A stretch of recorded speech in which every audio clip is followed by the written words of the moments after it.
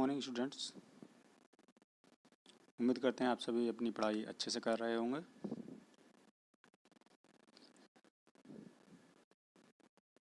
रसायन विज्ञान का पहला पार्ट कंप्लीट हो चुका है।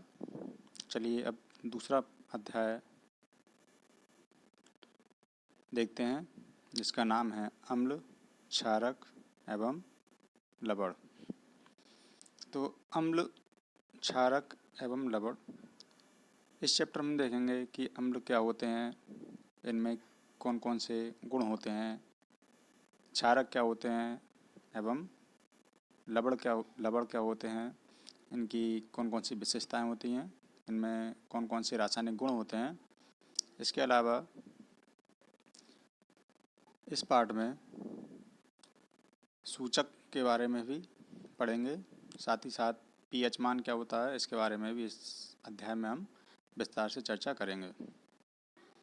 ये पार्ट बहुत ही इम्पोर्टेंट है, इसलिए अच्छे से समझें और जो बात समझ में नहीं आए कमेंट करके पूछ लें। तो चलिए शुरू करते हैं पहला पार्ट, अम्ल, क्षारक एवं लवण। तो देखिए, अम्ल लैटिन भाषा से लिया गया शब्द एसिड का हिंदी रूपांतरण है। एसिड शब्द जो है लैटिन भाषा से लिया गया है, जिसका अर्थ होता है खट्टा। तो समझ ही गए होंगे, ऐसे पदार्थ जो स्वाद में खट्टे होते हैं क्या कहलाते हैं? अम्ल कहलाते हैं। अब खट्टे कौन कौन से पदार्थ होते हैं ये आप जानते ही हैं, जैसे इमली है, नींबू है इत्यादि। तो ये जो पदार्थ खट्टे होते हैं इनमें क्या होता है? अम्ल होता है, अम्ल की मात्रा होती है। तो देखते हैं, अम्ल क्या होते हैं? स्वाद में खट्टे होते हैं। तो आप समझ रहे होंगे स्वाद में खट्टे होते हैं, इसका मतलब क्या करते हैं, हम चेक कर सकते हैं। लेकिन एक बात ध्यान रखें, सभी अम्ल जो है, सभी अम्लों को हम जो है चेक नहीं कर सकते हैं, क्योंकि कुछ अम्ल इतने संक्षारक होते हैं, संक्षारक प्रवृत्ति के होते हैं कि जीभ पर रखते ही जीभ में छेद कर देंगे, या हथेली पर रख दें तो हथेली पर छेद हो जाएगा।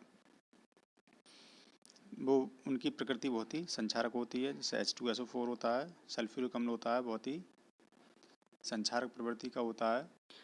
कहने का मतलब ये है, अगर आपको 2-3 बोतलों में अम्ल दे दिया जाए तो आप उसे जीभ पर रखकर चेक ना करने लगें कि ये स्वाद में खट्टा है तो अम्ल है या क्षार है। इस तरह से चेक ना करें, क्योंकि उससे जीभ जल जाएगी और जिससे हमें नुकसान हो सकता है। इसलिए इन्हें जो है जीभ पर रखकर चेक नहीं करना चाहिए। चलिए आगे देखते हैं। अम्ल जो है नीले लिटमस को लाल में बदल देते हैं। अगर लिटमस पेपर नीला है और हमारे पास अम्ल है, और लिटमस पेपर को अगर हम इस अम्ल में डालें तो उसका रंग कैसा हो जाएगा? लाल हो जाएगा। नीला जो है लाल में बदल जाएगा। आगे है, ये जलीय विलयन में H+ आयन देते हैं। अम्ल जो है जलीय विलयन में H+ आयन देते हैं, और लैटिन भाषा से लिया गया है। एसिड शब्द हमने बता ही चुके हैं, जिसका अर्थ क्या होता है? खट्टा होता है। चलिए आगे देखते हैं उदाहरण इसके।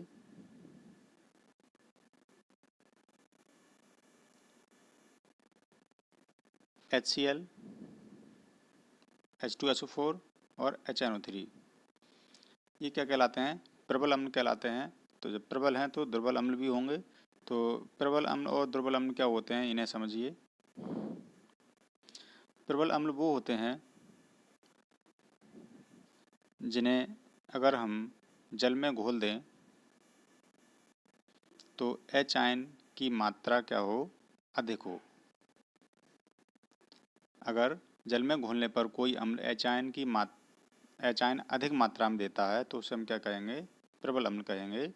और जो कम मात्रा में देता है H+ आयन तो वो क्या कहलाते हैं? दुर्बल अम्ल कहलाएंगे। दुर्बल अम्ल के उदाहरण है CH3COOH एसिटिक अम्ल, उसके बाद है लैक्टिक अम्ल और ऑक्जेलिक अम्ल।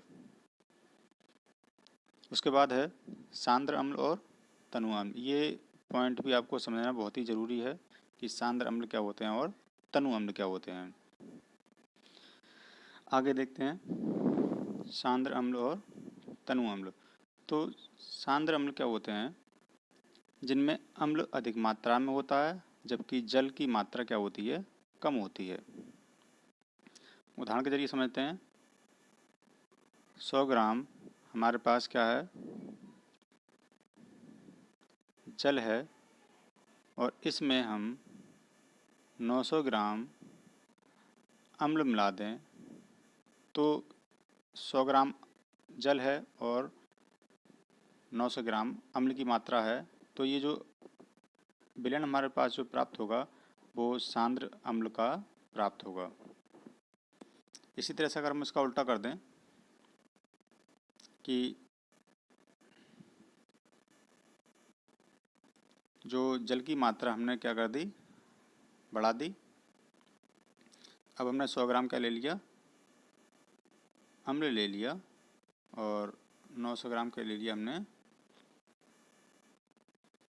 जल ले लिया। तो ये जो विलयन हमें पास जो प्राप्त होगा वो विलयन प्राप्त होगा तनु अम्ल का।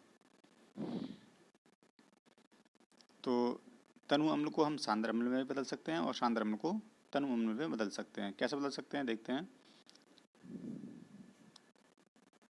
तो सांद्र अम्ल है जिसमें अम्ल की मात्रा ज़्यादा है तो हम क्या करेंगे? इसमें जल मिलाते जाएंगे और जल मिलाने से क्या होगा? जल की मात्रा बढ़ जाएगी और अम्ल की मात्रा कम हो जाएगी, तो वो क्या प्राप्त हो जाएगा हमारे लिए? तनु अम्ल प्राप्त हो जाएगा। इसी तरह से हम क्या करेंगे? तनु अम्ल अगर हमारे पास है तो उसे हम गर्म करके उसका में जो जल उपस्थित है उसका हम बाष्पीकरण कर देंगे, जिससे अम्ल जो होगा हमारे पास वो सांद्र अम्ल प्राप्त हो जाएगा। चलिए आगे देखते हैं। क्षारक क्या होते हैं, जिसे बेस कहते हैं। तो ये स्वाद में क्या होते हैं? कड़वे होते हैं और ये लाल लिटमस को नीले रंग में बदल देते हैं। साथ ही साथ ये जलीय विलयन में OH देते हैं। अम्ल क्या कर रहे थे? अम्ल जो है H+ आयन दे रहे थे और क्षारक क्या कर रहे हैं? OH- आयन दे रहे हैं। तो आप समझ रहे होंगे यदि जलीय विलयन में H+ आयन दे रहा है तो वो अम्ल होगा और जो OH- आयन दे रहा होगा वो क्षारक होगा। जिस प्रकार से अम्ल दो प्रकार के थे, प्रबल और दुर्बल, उसी प्रकार से क्षारक भी दो प्रकार के हो गए। एक प्रबल क्षारक जो अधिक मात्रा में OH आयन देगा वो प्रबल क्षारक होगा और जो कम मात्रा में OH आयन देगा वो दुर्बल क्षारक होगा। प्रबल क्षारक में NaOH, sodium hydroxide, potassium hydroxide और कैल्शियम हाइड्रोक्साइड। और दुर्बल क्षारक में NH4OH, अमोनियम हाइड्रोक्साइड। अब देखते हैं क्षार क्या होते हैं। यदि आपको कोई भी पॉइंट या कोई भी हेडिंग आपको समझ में नहीं आए तो कमेंट करके ज़रूर पूछ लें। चलिए आगे देखते हैं क्षार क्या होते हैं। एल्कलाई, जल में घुलनशील क्षारक को क्षार कहते हैं। अगर कोई क्षारक है हमारे पास और वो जल में घुल जाता है तो उसे ही हम क्या कहेंगे? क्षार कहेंगे। जैसे NaOH, KOH और MgOH का होल ट्वाइस।